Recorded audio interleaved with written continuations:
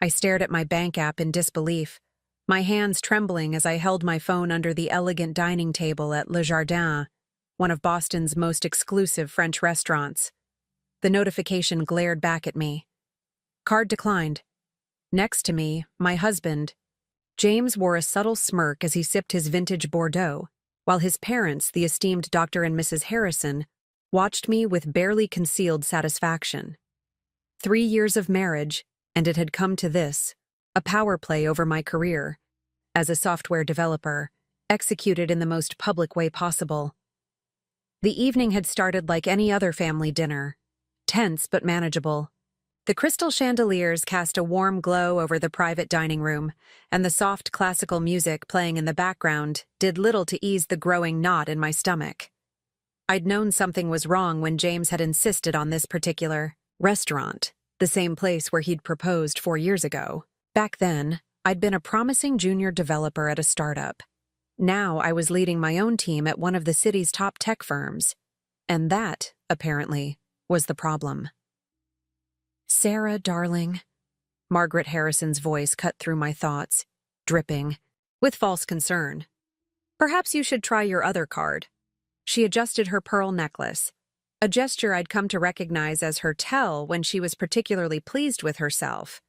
Next to her, Richard Harrison, chief of surgery at Massachusetts General Hospital, barely contained his disapproving frown.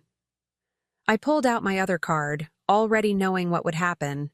Declined. James had planned this perfectly. The public humiliation, the family audience, the calculated timing.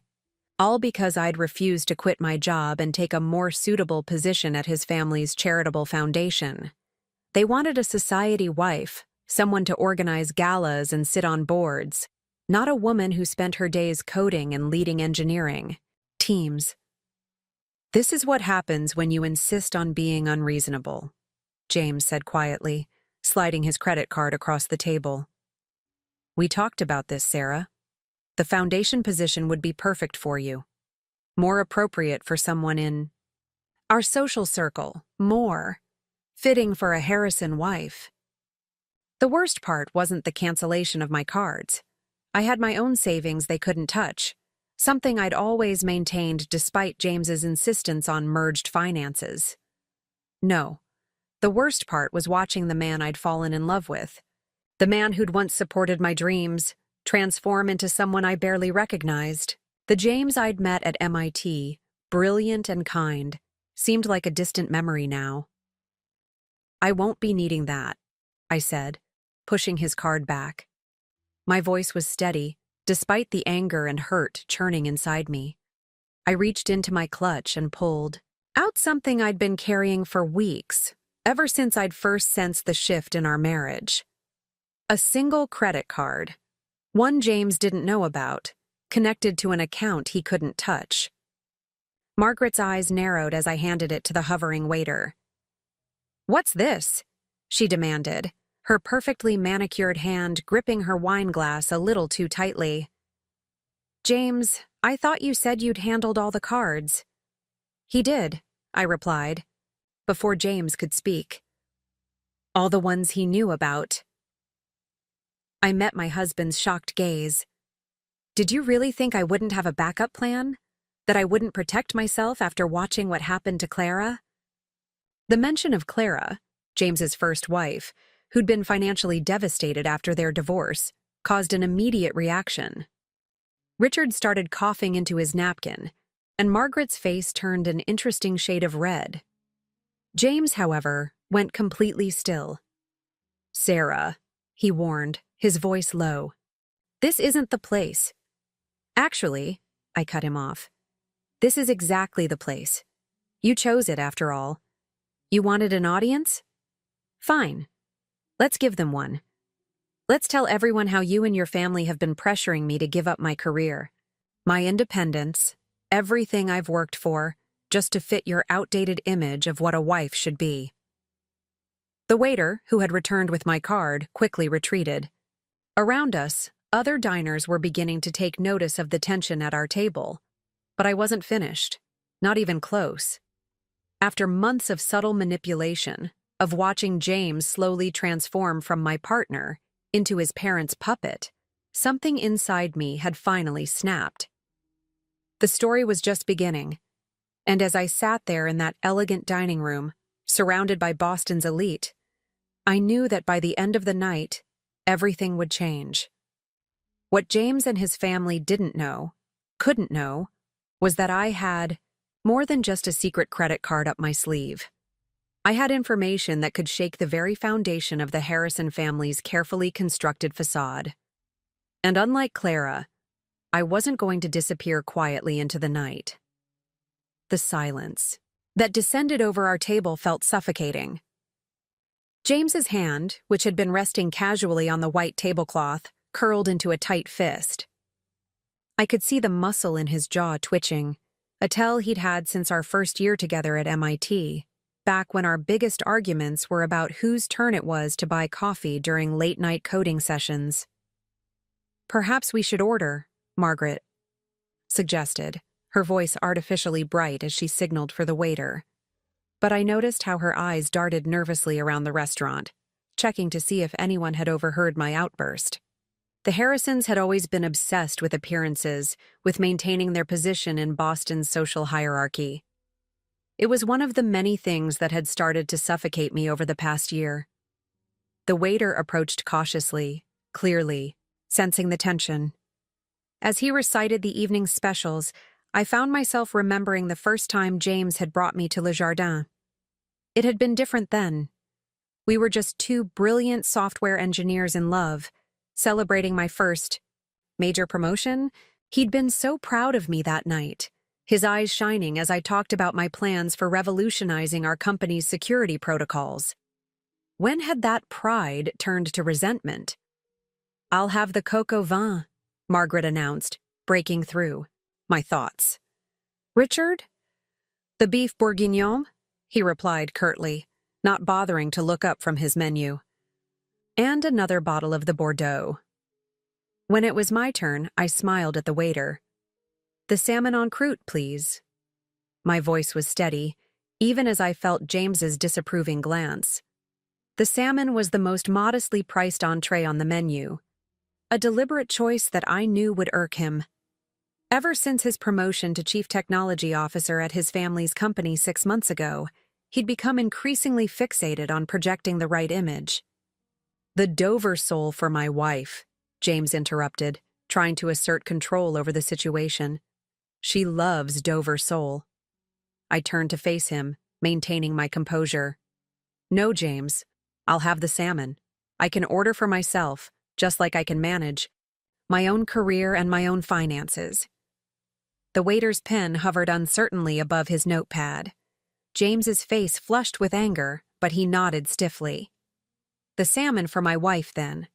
And I'll have the lobster thermidor." As the waiter retreated, Richard finally looked up from his wine glass. "Sarah, I think you're being rather dramatic about all this. The foundation position comes with significant responsibilities. We're not asking you to give up working entirely." "No," I replied, meeting his gaze. "You're just asking me to give up everything I've spent the last decade building. My team, my projects, my reputation in the tech community, all so I can organize charity galas and supervise grant applications." "It's a prestigious position," Margaret chimed in. "Clara thrived there before." She trailed off, realizing too late that she'd stepped into dangerous territory. "Before what, Margaret?" I asked, my voice deceptively soft. "Before James cleaned out their joint accounts? Before your family's lawyers buried her in paperwork until she had no choice but to accept a fraction of what she was entitled to?" James's hand shot out, gripping my wrist under the table. "That's enough," he hissed. "You don't know what you're talking about." But I did know. I knew far more than any of them suspected. Clara hadn't disappeared completely. She'd just gone where the Harrisons would never think to look, into the tech world, my world. And over the past 6 months, as I'd watched my marriage crumble, she'd become an unexpected ally. "You know what I find interesting?" I continued, gently extracting my wrist from James's grip. How quickly you all forget that I'm not just your son's wife. I'm the head of cybersecurity for one of the largest tech firms in Boston. Did you really think I wouldn't notice the irregularities in the Foundation's financial records when you asked me to review them last month?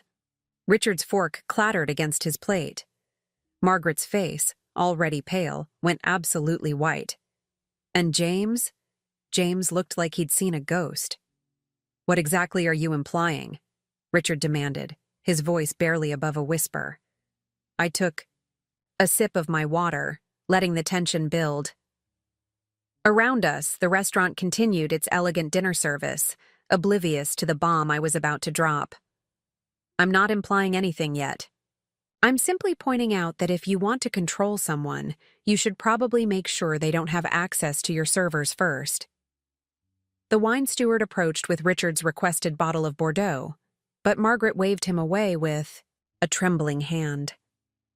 For the first time since I'd married into the Harrison family, I saw genuine fear in her eyes. Good. It was time they understood exactly who they were dealing with.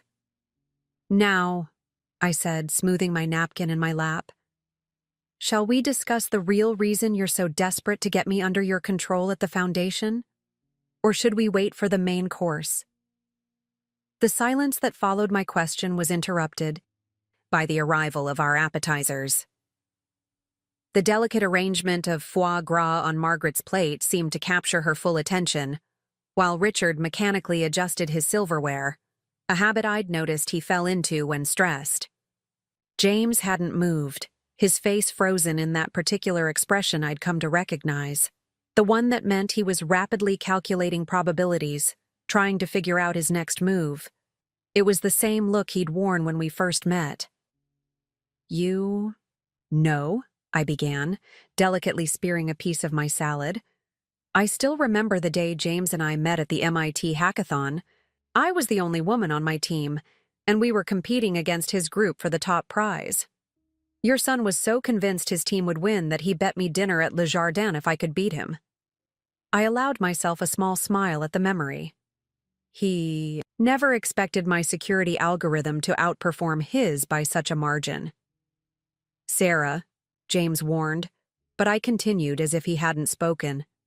That's what attracted me to you, James.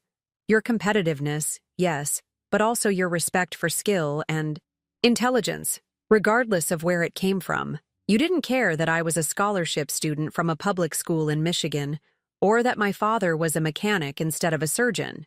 You cared that I was brilliant. Margaret set down her fork with exaggerated care. That was a long time ago, dear. People grow up. They realize what's truly important in life. You mean they realize what's important to their family's image? I countered. Because James certainly seemed to change his mind about the value of my career right around the time your board of directors started questioning the Foundation's unusual transaction patterns. Richard's hand tightened around his wine glass. I don't know what you think you found. $7 million, I interrupted quietly. Transferred through a series of shell companies, ultimately landing in offshore accounts.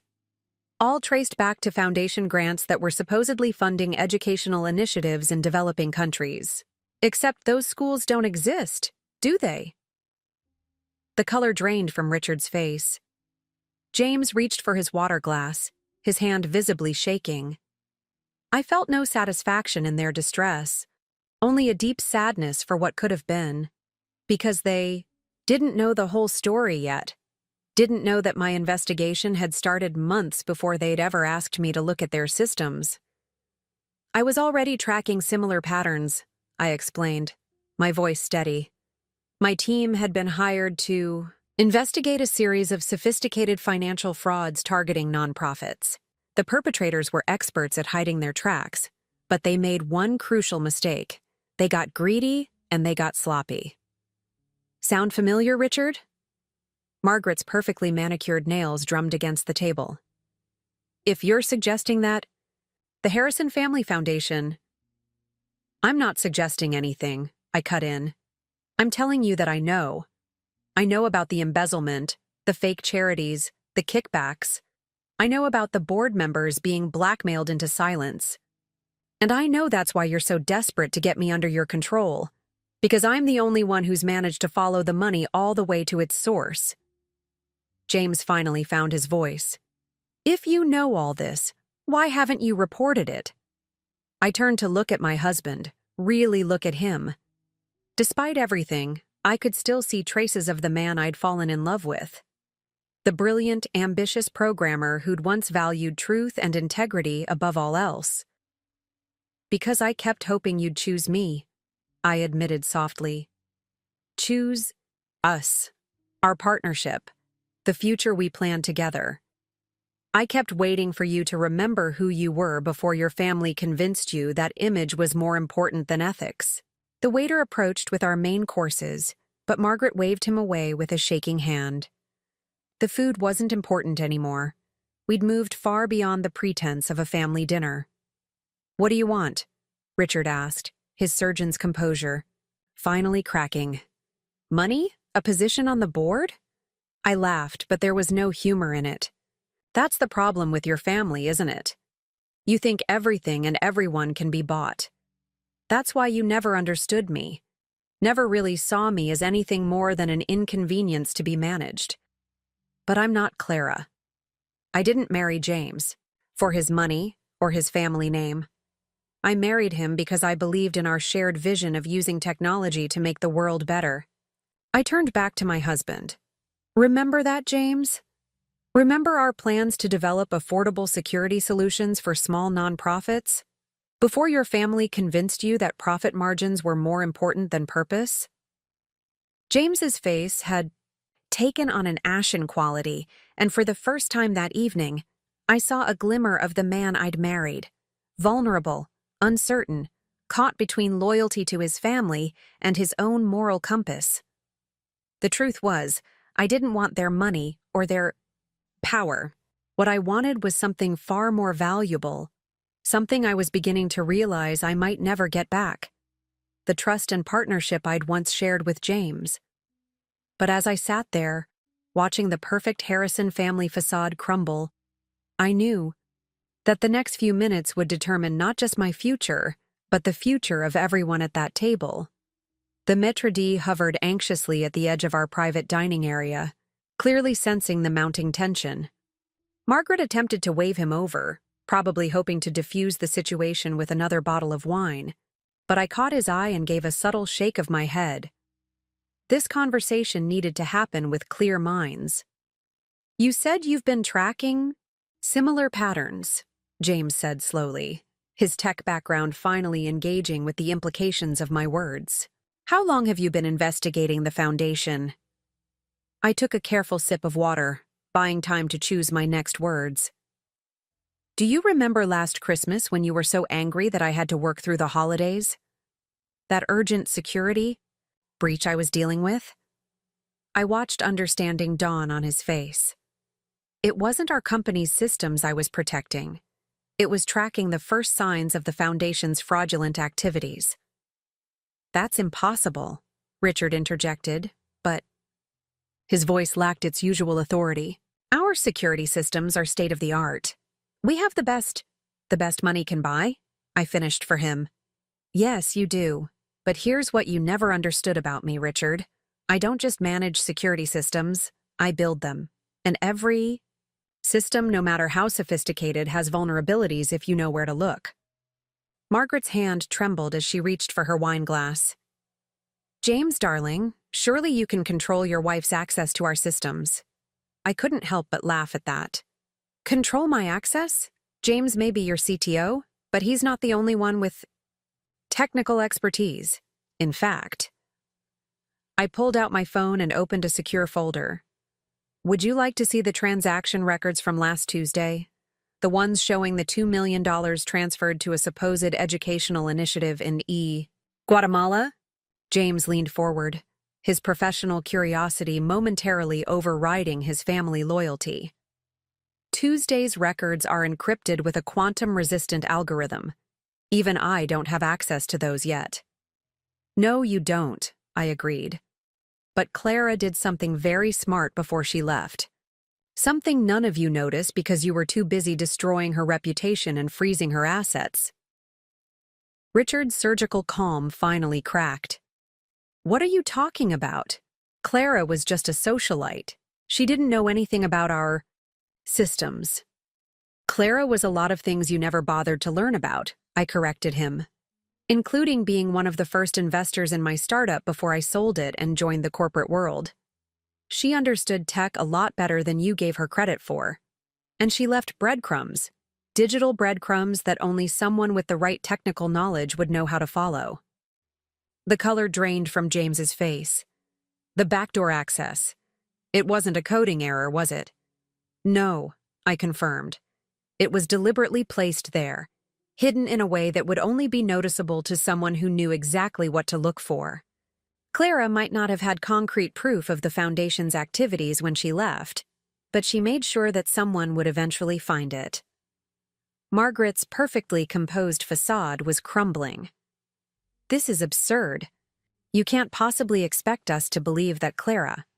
That's why you pushed so hard for me to take the Foundation position, I continued, ignoring her interruption. Not just to control me, but because you needed someone with my expertise to find and close any security vulnerabilities. You wanted me to clean up your mess without realizing what it really was. The tension at the table was palpable. James was staring at his plate, his brilliant mind no doubt racing through all the implications. Richard had gone completely still, his surgeon's hands clenched into fists on the tablecloth. And Margaret looked like she'd aged 10 years in the past few minutes. If what you're saying is true, James finally spoke, his voice barely above a whisper, why didn't you come to me with this sooner? I felt my throat tighten with emotion. Because every time I tried to talk to you about the Foundation over the past year, you shut me down. You started staying later at the office, canceling our date nights, pulling away. Then came the subtle suggestions about my career, the comments about how I was embarrassing the family by continuing to work in tech. You stopped being my partner and became their son instead. The waiter approached again, probably wondering why our untouched appetizers were still sitting on the table. James waved him away with an impatient gesture, his eyes never leaving my face. When exactly did you connect with Clara? He asked, and I could hear the mix of fear and curiosity in his voice. I met his gaze steadily. 3 months ago, right, after your father's speech at the charity gala. The one where he announced the Foundation's new international education initiative. Clara reached out through a secure channel, and suddenly everything started making sense.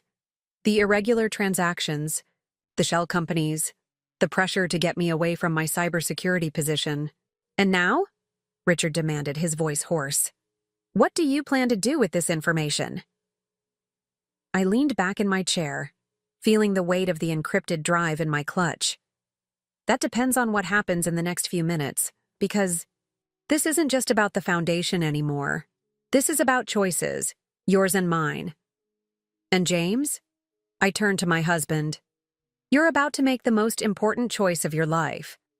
The elegant dining room suddenly felt too warm, despite the perfectly regulated temperature.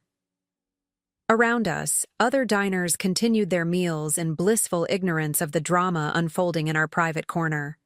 A pianist had started playing Chopin's Nocturne in E-flat major, the same piece that had been playing the night James proposed. Your parents seem to think a canceled credit card is enough to control me, I said, reaching for my water glass, to steady my trembling hands. But what they don't understand, what you don't understand, James, is that I've been preparing for this moment ever since I found the first discrepancy in the Foundation's records. James's eyes narrowed. What do you mean, preparing? I drew a slow breath, fighting the urge to reach out and touch his hand like I used to when we were working through a difficult coding problem together. Remember 2 months ago, when I started staying late at the office? You assumed I was working on the new security protocols for our company's cloud infrastructure. Weren't you? The edge in his voice told me he already knew the answer. No, I was building a case, gathering evidence, documenting transactions, creating an unbreakable chain of proof that would stand up in court. Because I knew this day was coming. I knew that eventually your family would try to force my hand. Margaret made a small choking sound. Court? You wouldn't dare? I've already dared, I cut her off. The evidence is stored in multiple secure locations, with deadman switches set to trigger if anything happens to me. One copy is with my lawyers. Another is with a major financial crimes investigative journalist. And a third. I paused, letting the implications sink in. Is with Clara's legal team. The color drained from Richard's face. You're bluffing. Am I? I pulled out my phone again, quickly navigating through several security layers. Would you like to see the proof? The timestamps on the transfers? The shell company documentation? The emails discussing how to pressure Clara into silence? James's hand shot out, grabbing my wrist. Not roughly, but with enough force to stop me from showing the screen. Sarah, please. Whatever you think you... No? I know everything, I said quietly, gently extracting my wrist from his grip. I know about the private accounts in the Cayman Islands. I know about the board members who were blackmailed into silence. I even know about the real reason Clara agreed to such a pitiful divorce settlement. The pianist moved into Beethoven's Moonlight Sonata, its melancholic notes a fitting soundtrack to the destruction of my marriage. Because that's what this was, the end of something I'd fought so hard to preserve. What I don't know, I continued, my voice catching slightly, is when you changed, James.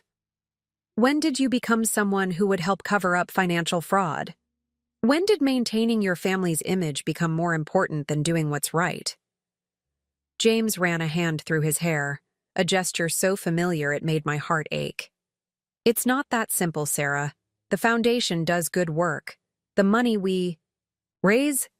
The money you steal, I corrected him. Let's not dress this up in pretty language. You're stealing from charities, from educational programs, from people who desperately need that money. Enough, Richard growled, his composure finally shattering completely. You have no idea what you're dealing with, little girl. Do you think you're the first person to try to threaten this family? To think they could expose us? I met his gaze steadily. No, I'm not the first, but I will be the last. The truth was sitting here, watching James struggle with the weight of his family's crimes, was harder than I'd imagined. Part of me, a part I wasn't proud of, wanted to back down, to find some way to protect him from what was coming. Because despite everything, I still loved him. Still remembered the brilliant, ethical man who'd once spent 3 days straight helping me debug a security protocol, because it's the right thing to do, Sarah. We should take this discussion somewhere more private, Margaret suggested, her social instincts finally kicking back in. Perhaps back to the house. No, I said firmly. We finish this here, because I need witnesses for what happens next. I turned to James. Your father's right about one thing. I'm not the first person to discover what your family's been doing. But unlike the others, I can't be intimidated into silence. I can't be bought off. And I can't be controlled by canceling my credit cards or threatening my career. James's face had taken on an ashen quality. What are you saying? I'm saying that you have a choice to make right here, right now. You can choose to be the man I married, the man who believed in using his skills to make the world better. Or you can choose to be the man your parents turned you into, someone who values wealth and status over ethics and truth. The weight of my words hung in the air between us, heavy with the implications of what was to come. I reached into my clutch and pulled out a small USB drive, placing it carefully on the table between us. Everything's on here, I said softly. Everything I found, everything Clara found, in about... I checked my watch. 15 minutes. Similar drives will be delivered to the FBI's Financial Crimes Division and the SEC. Unless... What? James whispered, his eyes fixed on the drive. Unless you choose to do the right thing. Right here. Right now. The USB drive sat between us like a live grenade, its small blue indicator light pulsing steadily. I found myself remembering another night, almost 5 years ago, when James and I had stayed up until dawn in his MIT lab, working on what we thought would be revolutionary security software. You weren't supposed to be like this, Margaret said. Suddenly, her voice brittle with barely contained anger. When James first brought you home, we thought you were just another phase. A brilliant girl from the wrong background who would eventually realize she didn't belong in our world. I smiled, without humor. That's funny. Clara said you had the exact same thoughts about her at first. Except she was from the right background, wasn't she? Just not quite controllable enough for your tastes. Don't talk about Clara, James snapped, but I could see the uncertainty in his eyes. Why not? Because she's the skeleton in the family. Closet? The cautionary tale of what happens to people who cross the mighty Harrisons? I leaned forward. Or because you still feel guilty about what you did to her? Richard's hand slammed down on the table, making the crystal glasses jump. You have no right. I have every right, I cut him off. Because I'm not just James's wife. I'm also the person who helped Clara rebuild her life after your family destroyed it. Did you know she works for my company now? Under a different name, of course. She's brilliant with network security. Another talent your family never bothered to notice. James's head snapped up. What did you say? You heard me. Remember Project Phoenix? The revolutionary security protocol my team developed last year? Clara was part of that team. She's been right under your nose this whole time, helping me uncover your family's fraud. The silence that followed was deafening. I could see the pieces falling into place in James's mind. All those times I'd worked late, the mysterious success of our security protocols, the way I'd gradually pulled away from his family's social circle. It wasn't just about the money, was it? I continued, my voice softer now. Clara figured that out before I did. The Foundation's fraud was just part of a bigger picture. Tell me, Richard, how many other families have you destroyed to maintain your perfect image? How many other people have you silenced? Margaret's hand shook as she reached for her wine glass. You don't understand. Everything we've done has been to protect our legacy, our reputation. Your lies, I corrected her. I've seen the records, Margaret. Not just the financial ones. The private investigators you hired to dig up dirt on board members who asked too many questions. The threatening letters to journalists who got too close to the truth. The accidents that befell people who couldn't be bought off. James's face had gone completely white. What are you talking about? I pulled out my phone again, quickly navigating through encrypted folders. 3 years ago, a junior accountant at the Foundation noticed some discrepancies in the international donation records. 2 weeks later, she died in a car accident. Last year, a board member started asking questions about the educational initiatives in South America. His teenage daughter suddenly developed a serious drug problem and had to be sent to a very expensive, very private rehabilitation facility. Those were coincidences, Richard said, but his voice lacked conviction. Were they? Because Clara found something interesting in the Foundation's private servers. A folder labeled Insurance. Want to guess what was in it? I didn't wait for an answer. Surveillance photos, bank records, medical histories, everything needed to destroy someone's life if they became a problem. James pushed back from the table abruptly, his chair scraping against the floor. I need some air. Sit down, Richard commanded, but James remained standing. Did you know about this? He asked his father, his voice shaking. About the surveillance? The threats? Everything I've done has been to protect this family. Richard replied, his surgeon's composure cracking. To protect you. I watched my husband's face as the full weight of his family's crimes settled over him. This was the moment I'd been both hoping for and dreading. The moment James would have to confront the truth about his family's legacy. That night Clara left, I said quietly.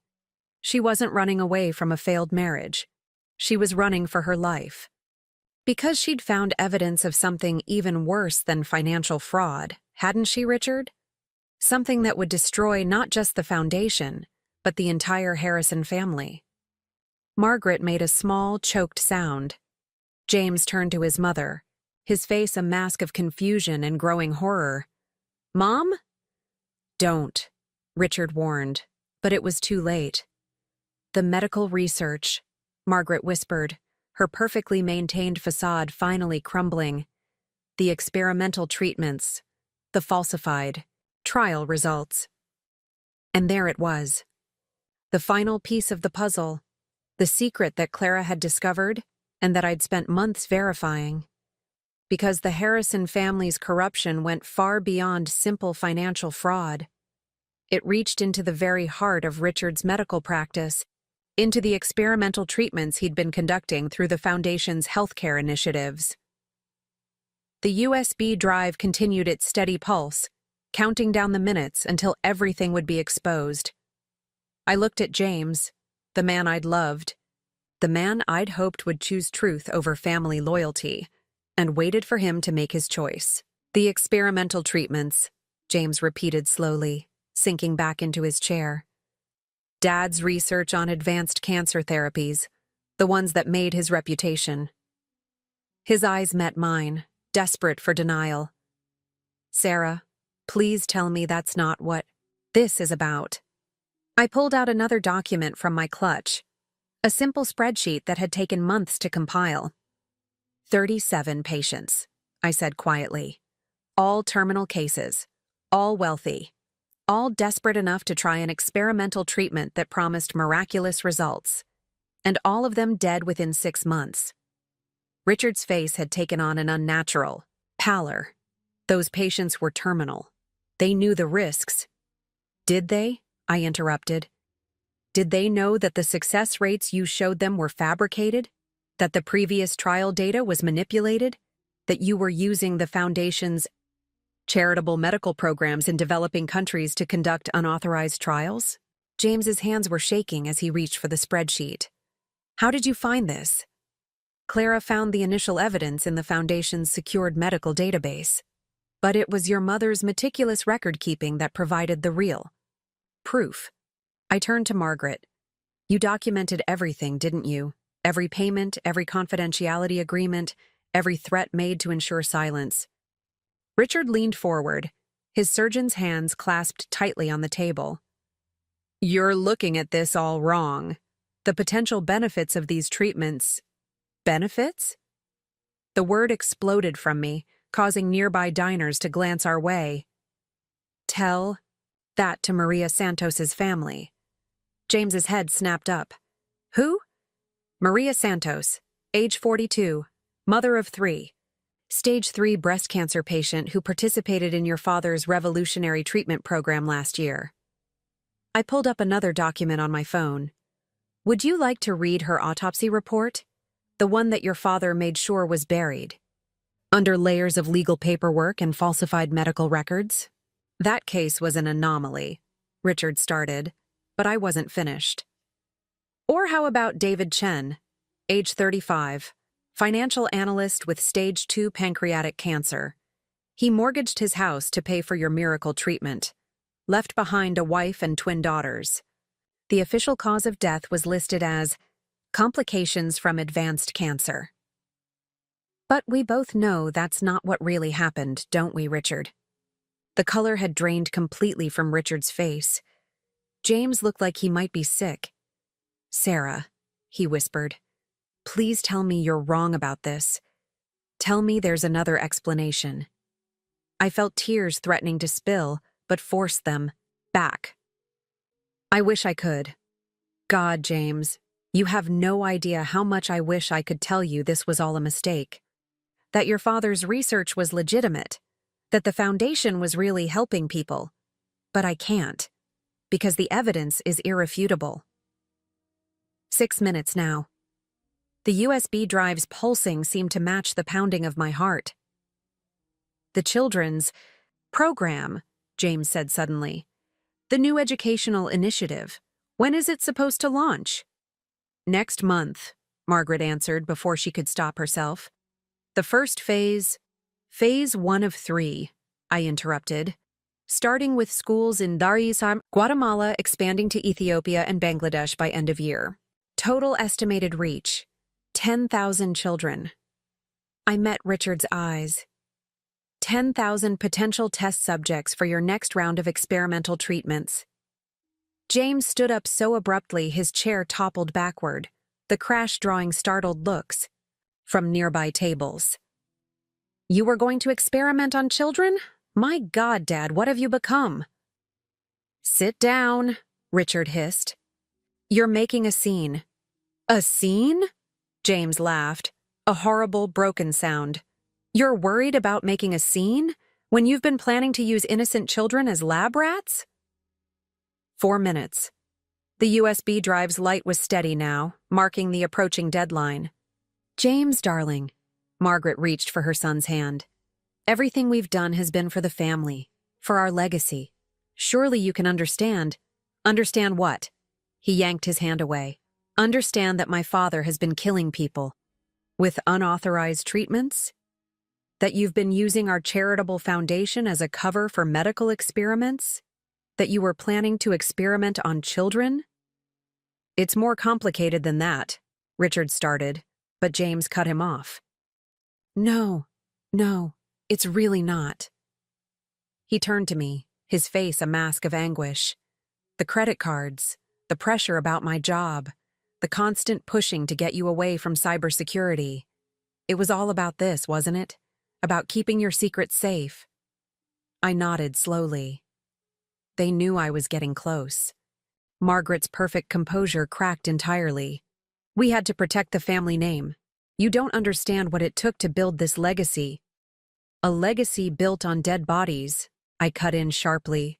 On desperate people who trusted you, who believed in Richard's reputation as a brilliant surgeon, who never knew they were just test subjects for treatments you knew weren't ready. The pianist had moved on to a somber Rachmaninoff piece, its dark tones a fitting backdrop to the unfolding tragedy. Around us, other diners continued their meals, oblivious to the destruction of the Harrison family legacy happening just feet away. The Foundation's international programs, James said, his voice hollow. The medical outreach initiatives in developing countries. Were those all testing grounds? I confirmed gently. Places where adverse reactions could be explained. Away. Where desperate people wouldn't question miracle cures that seemed too good to be true. Where deaths could be attributed to poor medical infrastructure rather than experimental treatments. Richard suddenly laughed, a harsh, bitter sound. You think you understand everything, don't you? You think this is all about money and reputation? Those treatments could have revolutionized cancer therapy. If we'd had more time, more test subjects, more victims, I corrected him. And that's exactly what Clara discovered, isn't it? Not just the fraud, not just the deaths, but your plans to expand the trials. To use the Foundation's new educational initiative as a cover for accessing even more vulnerable populations. James was scanning through the spreadsheet, his technical mind processing the data with rapid precision. I could see the moment he found the pattern. The correlation between Foundation donations and unexpected deaths in various international locations. The school programs, he whispered. They weren't just for money laundering. They were going to be access points for medical trials, I finished. Clean, controlled environments where children could be monitored, where adverse reactions could be documented without oversight, where parents could be convinced that experimental treatments were routine vaccinations. Margaret made a small, choking sound. We were trying to help. To advance medical science? By experimenting on children? My voice rose despite my efforts to maintain composure. By using the Foundation's charitable work as a cover for unauthorized drug trials? Do you have any idea how many lives you could have destroyed? The USB drive's light continued its steady pulse, each flash bringing us closer to the moment when everything would be exposed. James stared at it, then at the spreadsheet in his hands, then at his father. All those times you asked me to upgrade the Foundation's security, he said slowly, to implement new encryption protocols, to restrict access to certain databases. It wasn't about protecting donor information, was it? Richard's silence was answer enough. And now you understand why they were so desperate to get me away from my cybersecurity position, I added softly. Why they needed me under their control at the Foundation, because I wasn't just a threat to their financial fraud. I was a threat to everything. James pushed the spreadsheet away like it was physically painful to touch. Why are you telling us all this? Why not just turn over the evidence? I reached across the table, not quite touching him, but close enough to feel the familiar warmth of his presence. Because despite everything, I remember who you used to be. The man who spent 3 years developing free security software for nonprofits. The man who believed technology should help people, not hurt them. And I needed you to know the truth before you had to choose. Choose what? He asked, but his eyes said he already knew. Whether you're going to be complicit in your family's crimes, I said quietly, or whether you're going to help me stop them. The USB drive blinked faster now, its rhythm matching the accelerating tension at our table. In less than 10 minutes, everything would change. The question was, which side of history would James Harrison choose to be on? The steady ticking of James's expensive watch seemed to echo in the tense silence. 10 minutes? 9. 8. Each second bringing us closer to the moment when the carefully constructed world of the Harrisons would crumble. You don't have to do this, Margaret said, her voice taking on a pleading tone I'd never heard before. We can make arrangements. The Foundation position would come with full board privileges, complete access to all our resources. Stop, I cut her off, my patience finally snapping. Just stop. Do you really think you can still buy me off, after everything I've uncovered? After what you were planning to do to those children? They just didn't know how close until tonight. 2 minutes. The tension in the air was almost unbearable. What happens when that drive sends its data? James asked, his voice barely above a whisper. Everything comes out, the financial fraud, the medical experiments, the deaths, all of it. I met his eyes steadily. Unless what? Unless you help me stop it. Right now. Your father's research, the Foundation's programs, all of it. We can still prevent those children from becoming test subjects. 1 minute. Richard and Margaret sat frozen, watching their son, their perfect heir, stand at the crossroads of morality and family loyalty.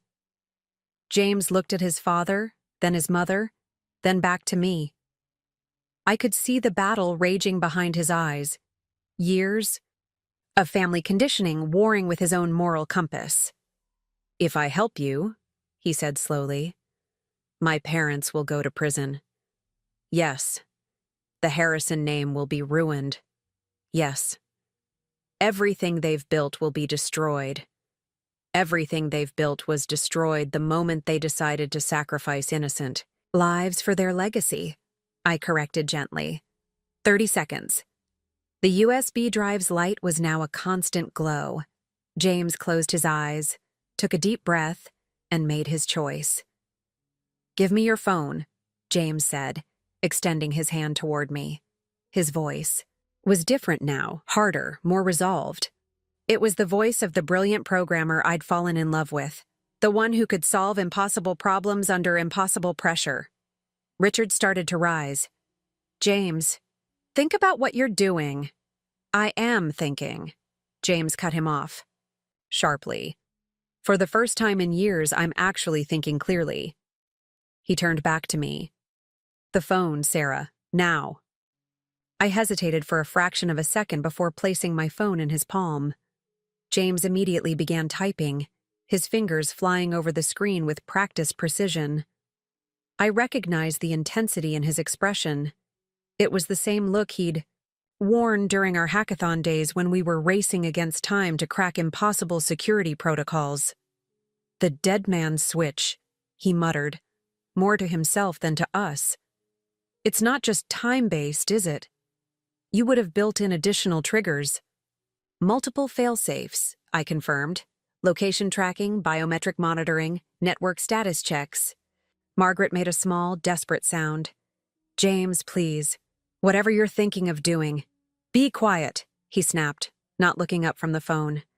I need to concentrate. 20 seconds remained on the USB drive's countdown.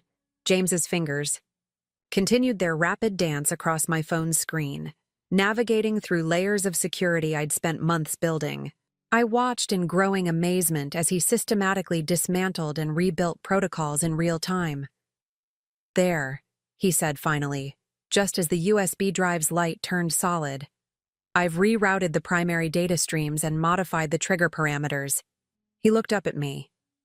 The evidence won't go to the FBI or SEC. Not yet. Richard sagged in relief, but James wasn't finished. Instead, he continued, his voice gaining strength, it's all being uploaded to a secure server I control.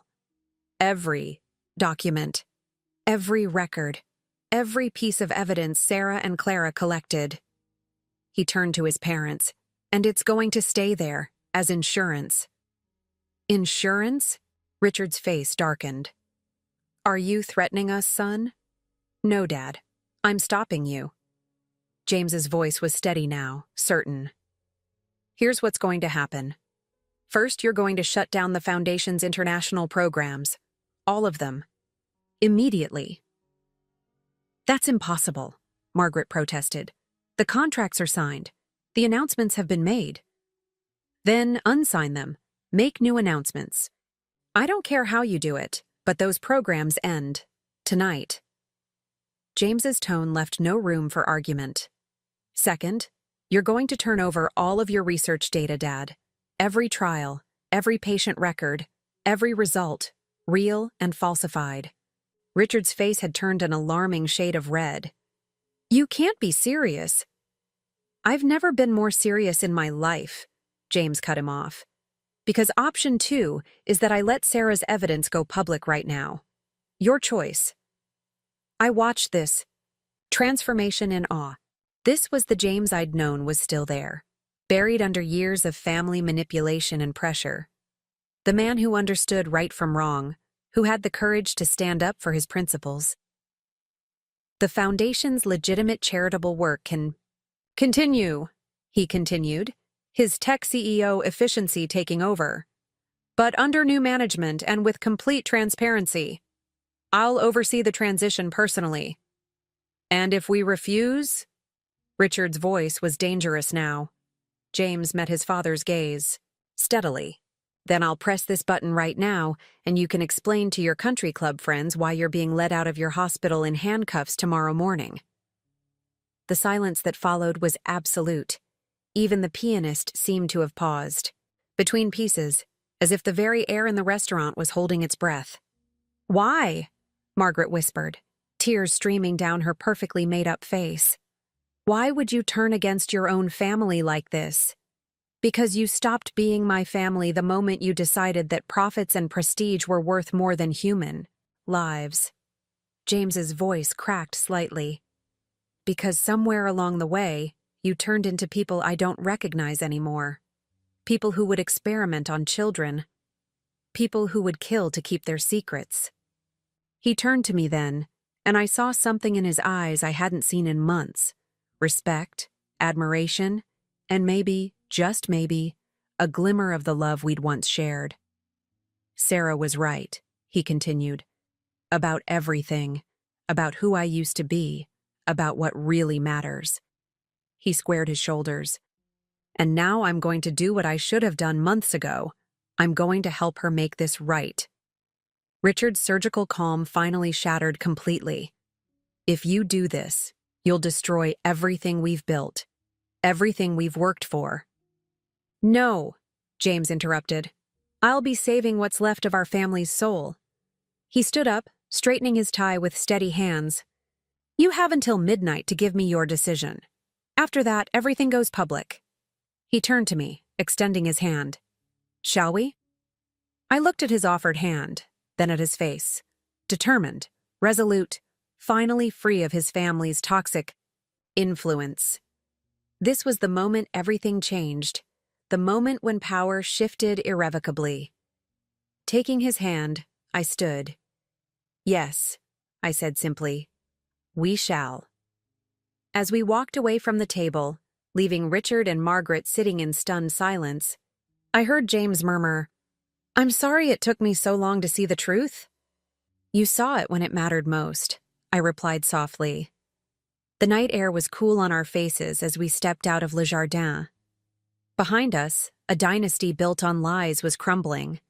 Ahead of us lay uncertainty, challenges, and the hard work of making things right. But for the first time in months, we were facing it together. The valet brought James's Tesla around, its sleek black surface reflecting the golden lights of Le Jardin. Neither of us spoke as we slid into the car, the weight of what had just happened settling over us like a heavy blanket. James's hands gripped the steering wheel, his knuckles white, but he made no move to start the engine. They're not going to accept it, you know, I finally said, breaking the silence. Your father spent too long building his empire to let it go without a fight. James let out a long breath. I know. That's why we need to move fast. He pulled out his phone, then paused. The secure server I mentioned, it's real. I set it up months ago after I first started noticing discrepancies in the Foundation's records. I couldn't bring myself to acknowledge what I was seeing. The encrypted database transfers, I said, realization dawning. The ones I couldn't trace? That was you? He nodded, a ghost of his old smile playing across his lips. I may have been acting like my father's puppet, but I never stopped being a programmer. Some part of me knew this day would come. I just didn't expect you to be the one to bring everything to light. A sharp tap on the car window made us both jump. Richard Harrison stood there, his face a mask of barely contained fury. James pressed the button to lower the window just an inch. If you leave now, Richard said, his voice low and dangerous, don't bother coming back. Everything you have, your position, your trust fund, your shares in the company, all of it will be gone by morning. James met his father's gaze steadily. Actually, Dad, I don't think you'll be in any position to make those kinds of decisions by morning. You see, while you were threatening Sarah with canceled credit cards, I was busy transferring controlling interest in Harrison Technologies to a blind trust, one that I control. The color drained from Richard's face. You can't do that. The board would never... The board already approved it. 2 weeks ago, right after I found the files about the planned pediatric trials. James's voice was ice, cold now. I may have been blind to a lot of things, but I'm still a better CEO than you ever gave me credit for. Margaret appeared behind her husband, her perfect composure completely shattered. James, please, we can discuss this as a family. Family? I couldn't hold back anymore. You want to talk about family now? After you tried to destroy mine? After you threatened my career, my reputation, my marriage? We were protecting our legacy, Margaret insisted. Your legacy is built on dead bodies, I shot back. On fraud and exploitation and human experimentation. And now it's going to end. James started the car, its electric motor humming to life. Midnight, Dad. That's your deadline. Either shut down the international programs and turn over all the research data, or tomorrow morning the world learns exactly what kind of legacy the Harrison family really built. As we pulled away from Le Jardin, I watched in the side mirror as Richard and Margaret grew smaller, two perfectly dressed figures standing frozen on the curb, watching their carefully constructed world collapse around them. "Where are we going?" I asked, noticing we weren't heading toward our penthouse apartment. "First, to my office. I need to initiate some protocols I put in place. Security measures to protect the company's legitimate assets and employees from the fallout that's coming." He glanced at me. "Then to meet Clara. She should be part of what happens next." I felt a surge of emotion, pride, relief, and something else I wasn't quite ready to name. "You knew about Clara? About her working with me?" "Not until tonight, but I should have. The security protocols your team developed, they had her signature all over them. I just didn't want to see it." He ran a hand through his hair. "God, Sarah, how did I let things get so far? How did I become someone who would look the other way while my own father?" "Hey," I reached over and touched his arm.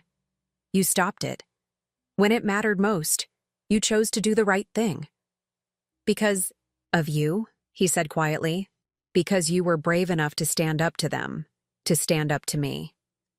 His phone started buzzing, calls and messages flooding in from his parents, their lawyers, probably half the Harrison family circle by now.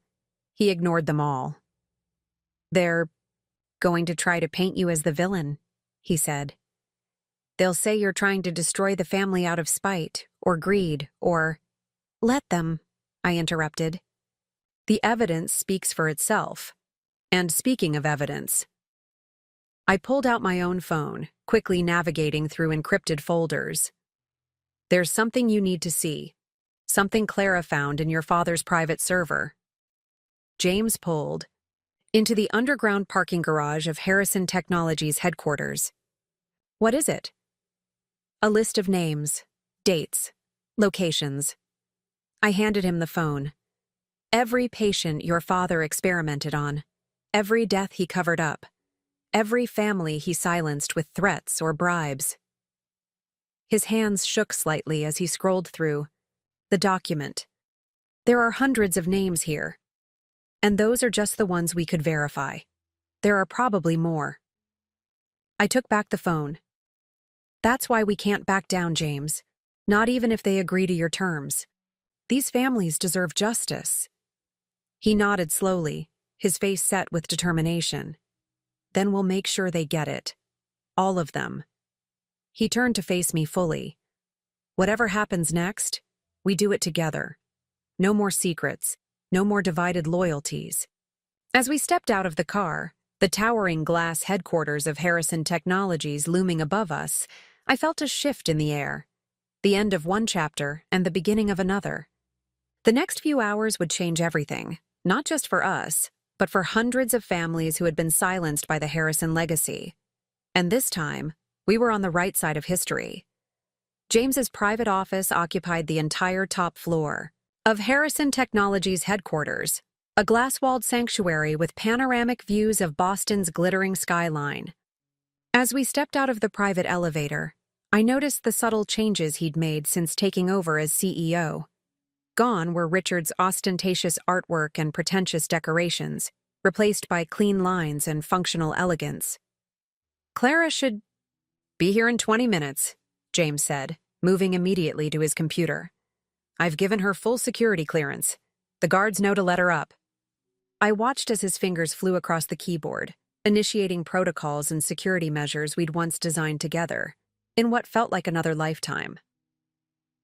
"Your father will try to access the mainframe. He still has override codes." "Not anymore," James interrupted, a grim smile playing across his face. "I locked him out of all critical systems the moment I found evidence of the pediatric trials. He just doesn't know it yet." The elevator chimed again, making us both turn sharply. Richard Harrison strode out, his face thunderous, Margaret trailing behind him. "You're making a terrible mistake," Richard announced without preamble. "Do you have any idea what you're about to destroy?" James didn't look up from his computer. "I know exactly what I'm destroying, Dad. The question is, do you?" "This is bigger than your moral crisis," Richard spat. "The research we're doing, The breakthroughs were on the verge of achieving. Breakthroughs? I couldn't hold back anymore. Like the breakthrough that killed Maria Santos? Or maybe you mean the one that left David Chen's children orphaned? Margaret stepped forward, her perfect makeup now streaked with tears. You don't understand. Richard's work could revolutionize cancer treatment. Yes, there were setbacks, but setbacks? James finally looked up, his voice sharp with disbelief. Is that what we're calling dead patients now? Setbacks? They were terminal cases, Richard insisted. They knew the risks. Did they? James stood up, his full height impressive against the backdrop of the city lights. Did you tell Maria Santos that the treatment you were giving her hadn't passed basic safety trials? Did you tell David Chen that you'd falsified the previous results? Richard's face flushed dark red. Everything I did was for the advancement of medical science. No, James cut him off. Everything you did was for your own glory, your reputation, your legacy. He turned back to his computer, typing rapidly. And now I'm going to make sure that legacy reflects the truth. On the wall of screens behind his desk, documents began appearing.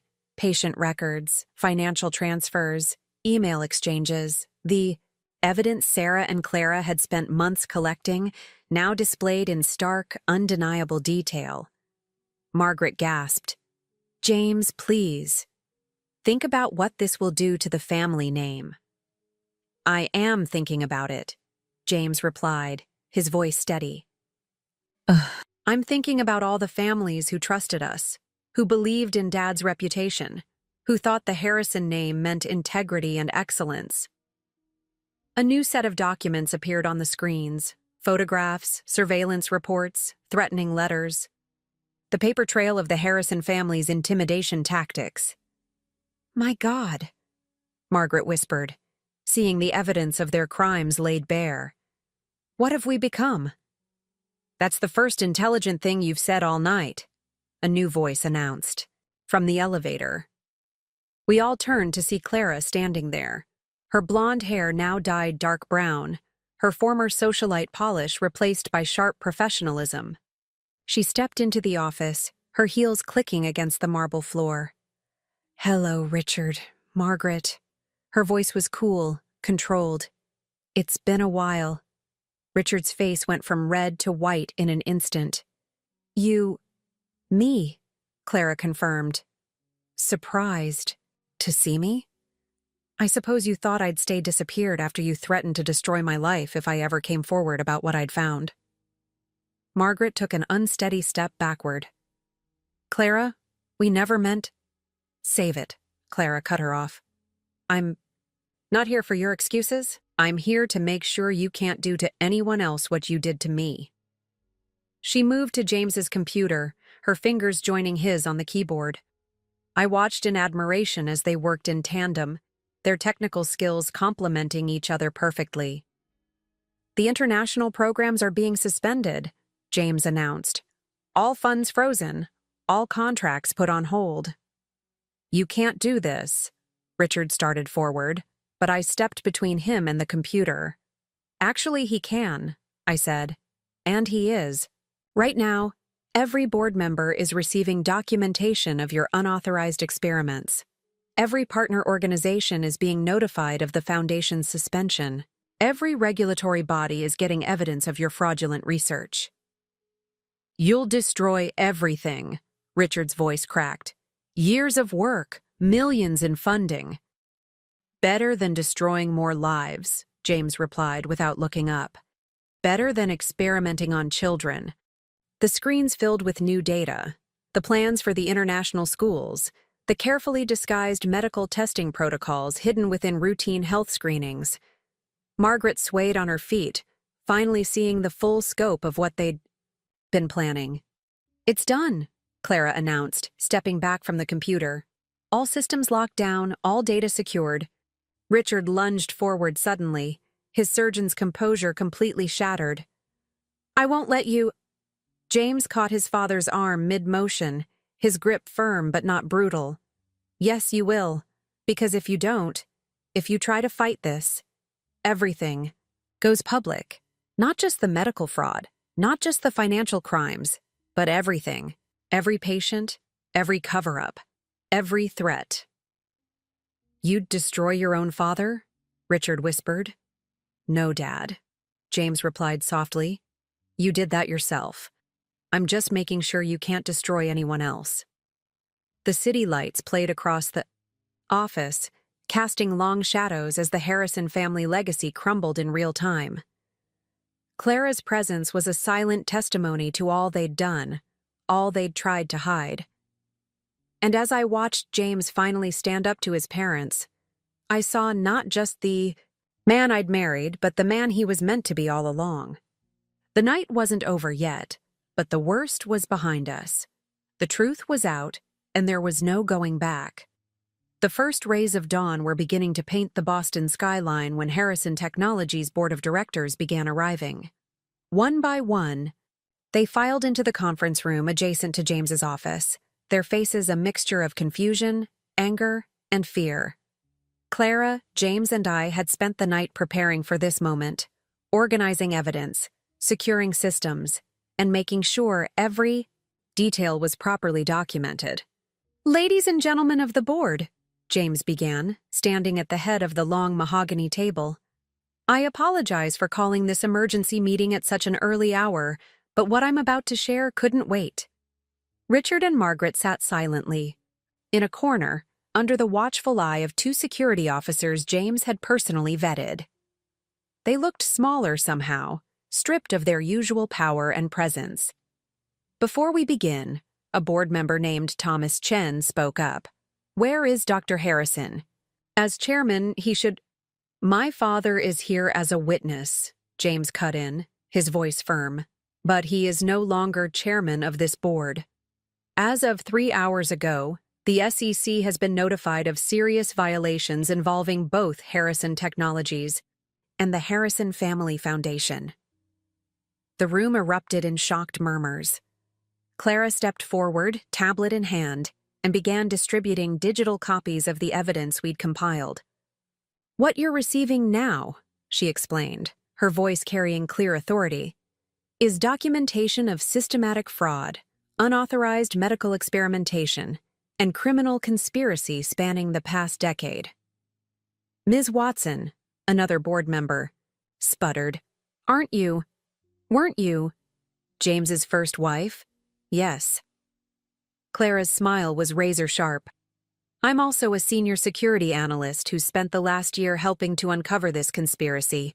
And before anyone suggests this is about revenge, I suggest you review the evidence in front of you.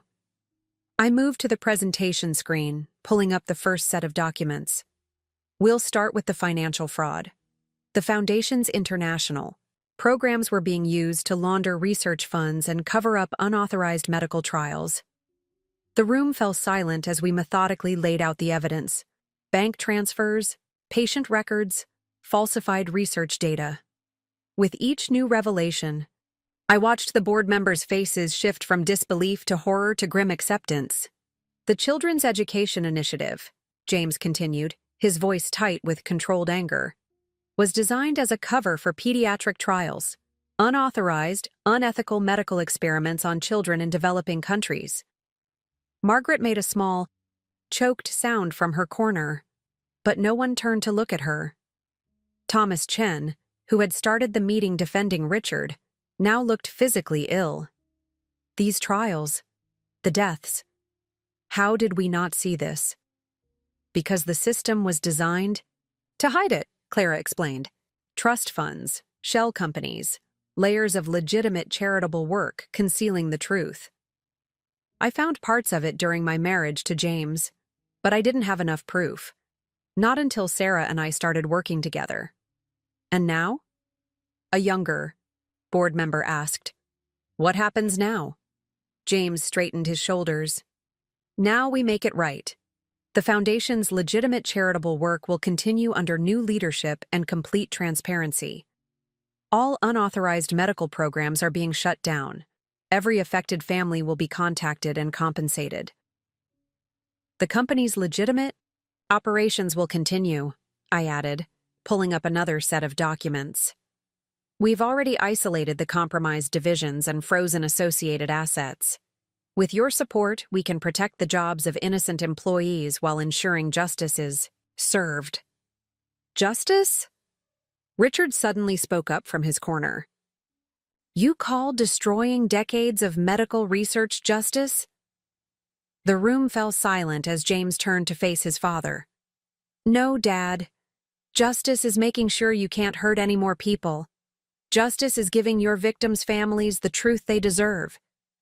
Justice is making sure the Harrison name finally stands for something real. Clara stepped forward again. I've prepared detailed briefings for each of you on your roles going forward. The next few weeks will be challenging, but with proper management, the company can survive this. One by one, the board members began nodding. They were business people after all, and the path we'd laid out offered the best chance of salvaging their investments while doing the right thing. There will be those who try to stop this, I warned. People who benefited from the old system. They'll try to discredit us, threaten us, buy us off. Let them try, James replied, his voice carrying across the room. Every attempt at interference will be documented and added to the evidence. Every threat will be met with full legal response. This ends now. As the meeting continued, I watched the alliance forming, board members offering support, legal teams being mobilized, PR strategies being developed. The Harrison legacy was being dismantled, but something new and better was rising from its ashes. Clara caught my eye across the room and gave me a small nod. We'd done it. After months of careful planning, of gathering evidence, of building trust, we'd finally brought the truth to light. Richard and Margaret sat in their corner, watching their empire crumble as the sun rose over Boston. James stood at the window for a moment, his face reflecting in the glass, overlaid against the city skyline. The press conference is scheduled for noon, he announced, turning back to the room. By then, every major news outlet will have copies of our evidence. There's no going back. And as I watched the board rally around him, watched Clara coordinate with the legal team, watched the machinery of justice begin to turn, I knew we'd chosen the right path. The truth was out, and with it came not just destruction, but the chance for redemption. The Harrison legacy was ending, but something far more valuable was taking its place: integrity, justice, and the courage to stand up for what's right. The press conference was set to begin in 2 hours, and I found myself alone with James in his office, watching as he methodically packed up his personal belongings. Each item seemed to carry the weight of memory: awards, photographs, the small bits and pieces of a life built on a foundation that was now crumbling. You know what I keep thinking about? He said suddenly, holding a framed photo of his graduation from MIT. That first algorithm we wrote together. The one that was supposed to protect nonprofit organizations from fraud. I moved closer, looking at the young, idealistic faces in the photograph. The Open Shield project. We spent 3 months coding it. And now here we are, using those same principles to expose my own family's fraud. He set the photo down, carefully in a box. I keep wondering when I lost my way. When I stopped being that person who wanted to protect people and became someone who helped cover up crimes. I leaned against his desk, watching as he continued to pack. You never completely lost your way, James. Even when you were going along with your family, you were secretly gathering evidence, building that secure server, creating backdoors in their security systems. But I didn't act on it, he said quietly. Not until you forced my hand. Not until you showed me exactly what my silence was enabling. The morning sun streamed through the windows, casting long shadows across the office. Below us, news vans were already gathering, their satellite dishes pointed skyward like metal flowers seeking light. I spoke to Maria Santos's daughter this morning, I said softly. She's flying in from Chicago. Wants to be here for the press conference. James's hand stilled on the box he was packing. What did she say? She thanked us. Said she'd always known something wasn't right about her mother's death, but no one would listen. I moved to stand beside him. She's not angry, James. She just wants the truth. He turned to face me, his eyes bright with unshed tears. How do I do this? How do I stand up there and tell the world that my father, that my family, killed people for profit? That we were about to experiment on children? The same way you stood up to them last night, I replied, with courage and integrity. The same qualities that made me fall in love with you in the first place. A knock at the door interrupted us. Clara stood there, looking professional and composed in a tailored suit. The legal team needs to review your statement one more time, she said. And Sarah, the cybersecurity division, is asking about the protocols for the data release. James nodded, straightening his shoulders. I'll be right there. As Clara left, he turned back to me. You know what's strange? For the first time since I took over as CEO, I feel like I'm actually doing my job. Really doing it, not just playing a role my father created for me. I reached out and straightened his tie, a gesture so familiar it made my heart ache. That's because you're finally being yourself. The real James Harrison, the one who believes in justice and truth, not just profit and prestige. I wouldn't be here without you, he said quietly. Without you and Clara working together, being braver than I ever was. Stop, I interrupted gently. You made your choice when it mattered most. Everything that happens from here on out, we face together. The intercom buzzed. More questions from the legal team, more details to finalize before the press conference. But before James could move to answer it, he pulled me into a fierce embrace. I'm sorry, he whispered against my hair. For everything. For not standing up to them sooner. For letting them try to control you. For becoming someone I never wanted to be. I held him tightly, feeling the tremors running through his body. You're not that person anymore. You're becoming who you were always meant to be. When we finally pulled apart, I saw something new in his eyes. A clarity.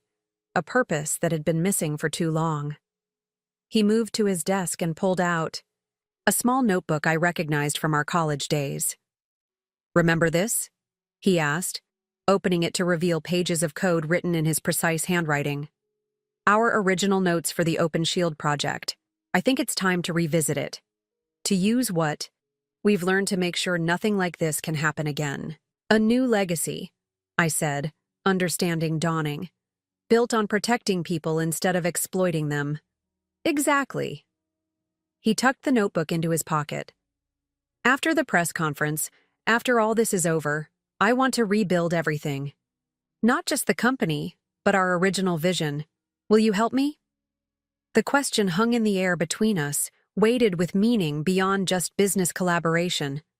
This was about redemption, about reconstruction, about finding our way back to who we were meant to be. Together. Yes, I said simply. I will. The intercom buzzed again, more urgently this time. The world was waiting, ready to hear the truth about the Harrison legacy. But in that moment, standing in the morning sun, I saw not the end of something, but the beginning. James squared his shoulders, ready to face what was coming. He was no longer the man who had let his family's corruption consume him, but someone stronger, better. Someone who had found the courage to choose truth over power, justice over legacy. And I would be there beside him, every step of the way. The press conference room at Harrison Technologies was packed beyond capacity. Journalists from every major network crowded the space, cameras flashing, microphones ready. In the front row, I saw Maria Santos's daughter, her face set with quiet determination. Next to her sat other families, victims of Richard's unauthorized trials, their presence a silent testimony to years of covered-up crimes. James stood at the podium, his posture straight, his voice unwavering as he delivered the prepared statement.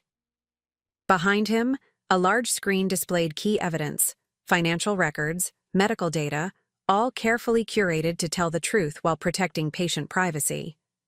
For decades, the Harrison name has been associated with medical innovation and philanthropic work, he began. Today, I stand before you to reveal the dark reality behind that reputation. I watched from the side of the stage as he methodically laid out the evidence, the financial fraud, the unauthorized medical trials, the planned expansion into pediatric testing. With each revelation, the room grew more silent. The only sound, the rapid clicking of cameras and the soft rustle of journalists taking notes. My father, Dr. Richard Harrison, used the Harrison Family Foundation to conduct unauthorized medical experiments on terminal patients, James continued, his voice steady despite the weight of his words.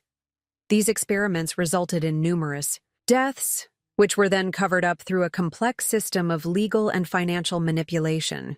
From my position, I could see Richard and Margaret in a small room adjacent to the press conference, watching through a glass partition. They sat under guard, their faces ashen as their son dismantled their legacy piece by piece. The Foundation's planned international education initiative, James went on, was designed as a cover for expanding these unauthorized trials to include children in developing countries. Thanks to the efforts of our cybersecurity team, led by my wife Sarah Harrison, and former Harrison Technologies employee Clara Watson, these plans were uncovered before they could be implemented. A murmur ran through the crowd at the mention of Clara's name. She stepped forward then, taking her place beside James at the podium. 3 years ago, Clara spoke, her voice clear and strong.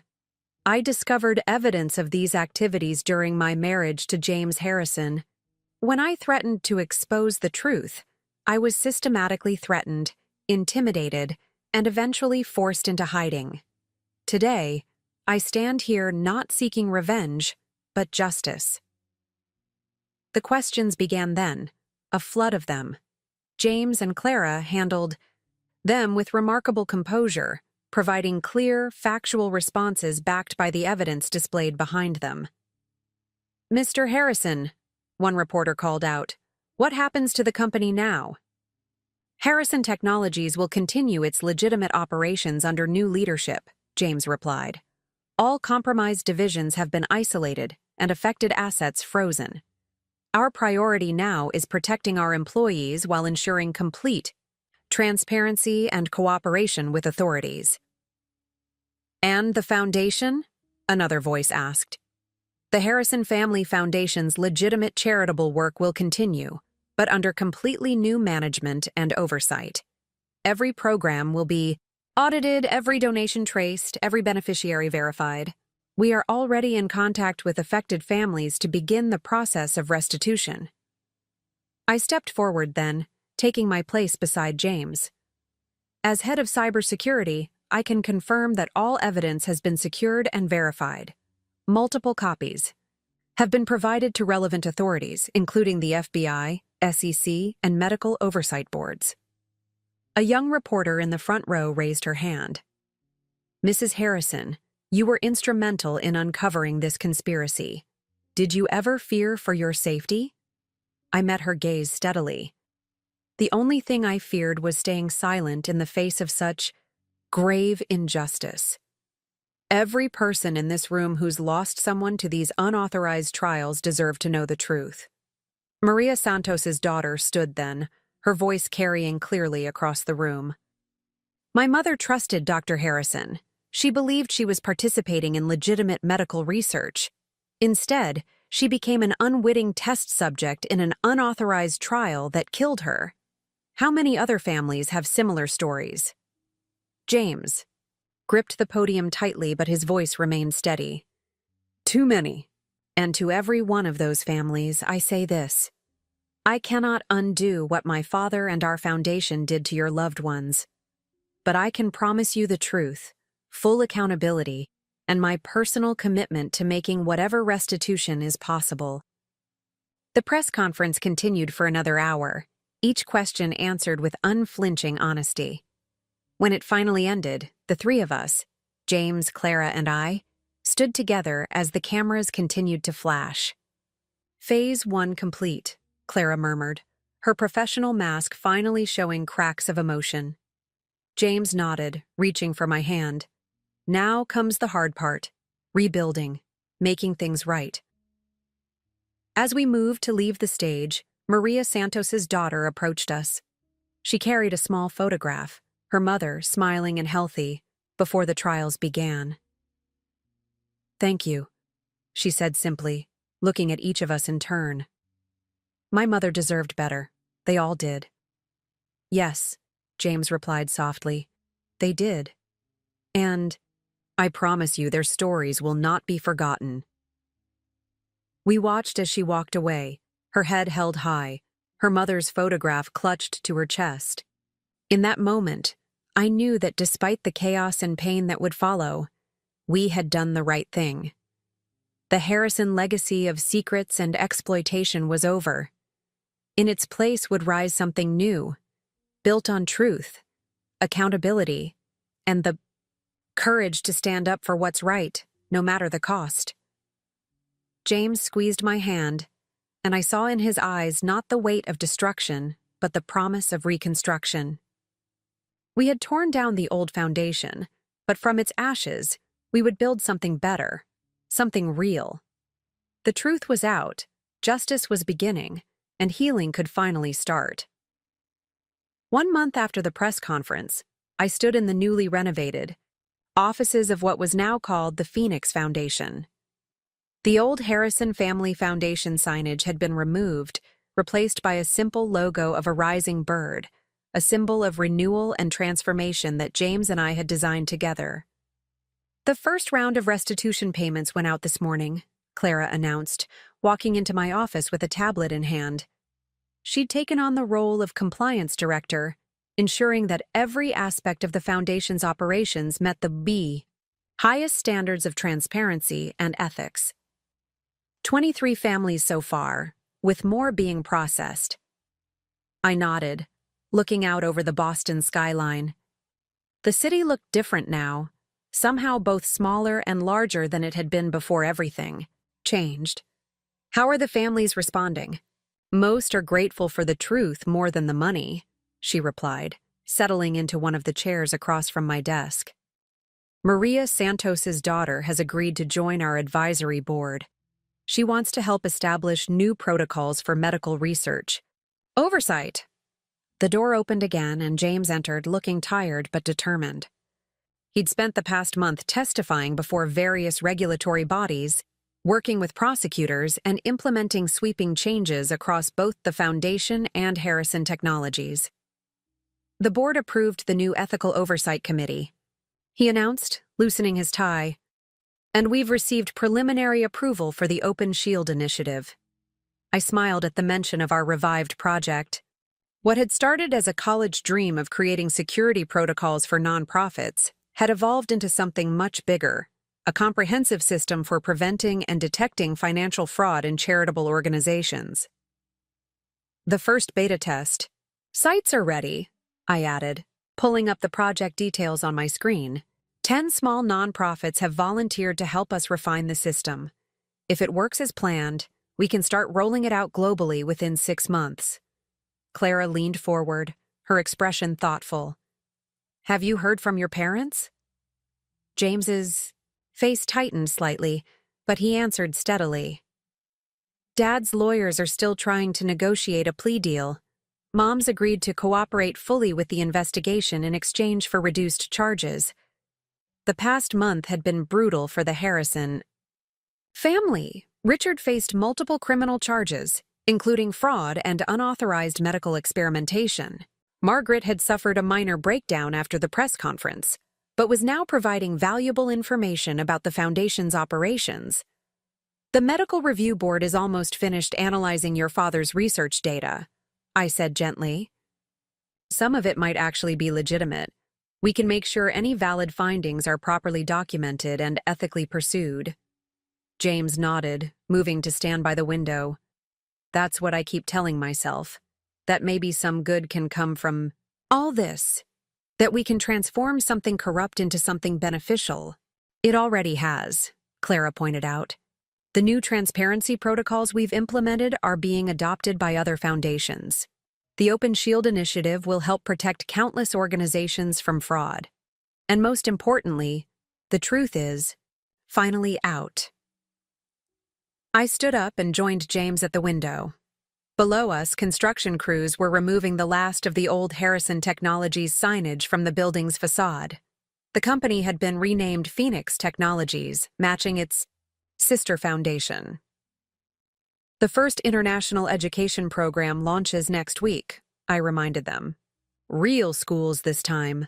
Real help for real children. With real oversight, Clara added. Every dollar traced, every program verified, every outcome measured. James turned to face us, and I saw in his eyes the same determination that had driven him to expose his own family's crimes.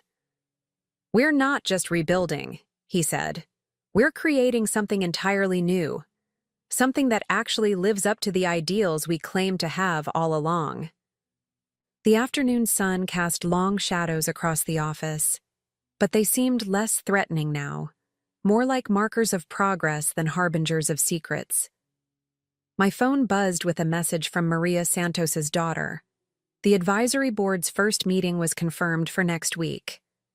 The pharmaceutical companies that supplied your father's unauthorized trials are being investigated, Clara reported, checking her tablet. 3 executives have already resigned, and there are hints of similar programs being exposed at other institutions. A domino effect, I mused, one truth leading to another.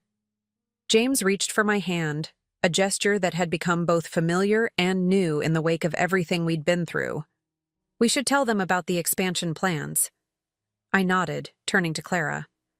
We're establishing a legal defense fund for whistleblowers in the medical and charitable sectors, people who want to expose wrongdoing but fear retaliation. Like I once did, Clara said softly. Exactly. We want to make sure no one else has to go into hiding for trying to tell the truth. The setting sun painted the sky in shades of orange and pink, a daily reminder of endings and beginnings. Outside my office, I could hear the sounds of the foundation staff working, phone calls about legitimate charitable programs, discussions of transparent funding mechanisms, plans for real educational initiatives. Sometimes I wonder, James said quietly, what would have happened if you hadn't been brave enough to stand up to them that night at Le Jardin? If you hadn't canceled those credit cards? I squeezed his hand. You would have found your way to the truth eventually. You were already gathering evidence, already creating backup plans. Maybe, he acknowledged, but you gave me the push I needed. You and Clara both. Clara stood, gathering her tablet. The past is the past. What matters is what we do now, with the truth exposed and the power to make real change. As she left the office, I looked around at what we'd built from the ashes of the Harrison legacy. It wasn't perfect, nothing ever is, but it was honest, real. Built on truth rather than deception, on helping rather than exploiting. Ready for tomorrow? I asked James. He nodded, his expression determined. Ready to build something worth being proud of. Outside, the city lights began to twinkle on, each one a reminder of the lives we now had the power to help, to protect, to serve with integrity rather than exploit with greed. The future wasn't certain, but for the first time in a long time, it was built on truth. 6 months later, I found myself back at Le Jardin, sitting at the same table where everything had changed that fateful night. The restaurant was different. Now, under new ownership after the Harrison scandal had revealed their involvement in money laundering for the foundation. The crystal chandeliers still sparkled overhead, but the atmosphere felt lighter somehow, cleaner. It's strange being back here, James said, adjusting his tie. It wasn't the expensive designer one his mother had given him, but a simple blue silk that matched my dress. Hard to believe it's only been 6 months. I reached across the table and took his hand, my wedding ring catching the light. We'd renewed our vows last month in a small private ceremony. Not for show or society pages, but for us. A recommitment to truth and partnership. The Phoenix Foundation approved its 100th grant today, I said, smiling. Real grants for real programs. Maria Santos's daughter personally oversees the Medical Research Funding Committee. James nodded, his eyes distant. Dad's sentencing is next week. Richard Harrison had eventually pleaded guilty to reduced charges, facing 15 years in prison. Margaret had received a lighter sentence in exchange for her cooperation, though she would still serve 5 years. The Harrison name had been stripped from hospitals and research centers across the country. Clara called this morning, I continued, squeezing his hand. The Open Shield initiative has already detected 3 major fraud attempts at different charities. We stopped them before any money was lost.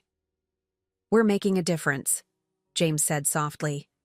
A real one this time. The waiter approached, not the same one from that night, but equally professional. This time I ordered without hesitation or concern for price. Not because I had something to prove, but because I had nothing to hide. Do you ever regret it? James asked suddenly, standing up to them that night. You could have just given in, taken the foundation position, lived the life they wanted for you. I thought about that other life, the one where I might have compromised, might have looked the other way, might have become another carefully controlled Harrison wife. The thought made me shudder. Never, I said firmly. Even if I'd known how hard these months would be, I wouldn't change what we did. The truth needed to come out. James lifted his wine glass. To the truth, then, and to the people brave enough to tell it. As we clinked glasses, I noticed a young couple at a nearby table, she in a simple dress, he in a slightly ill-fitting suit. They looked nervous, out of place, much like I had once felt in this restaurant. But times had changed. Le Jardin was no longer a bastion of elite privilege, but simply a place to enjoy good food and celebrate special moments. Phoenix Technologies. Stock hit a new high today, James mentioned. Turns out ethical business practices are actually good for the bottom line. I smiled, remembering our college dreams of using technology for good. The cybersecurity division has tripled in size. Clara's team is training other organizations to implement similar oversight protocols. Speaking of Clara, James said, reaching into his jacket pocket, she sent over the final numbers for the Victims' Compensation Fund. Every affected family has been contacted, every case documented, every story heard.